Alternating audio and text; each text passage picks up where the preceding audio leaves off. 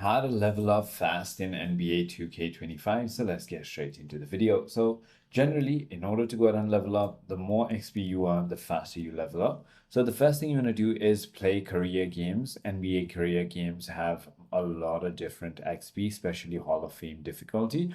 Also complete your quests. So check your quest journal regularly, and quests give huge XP rewards.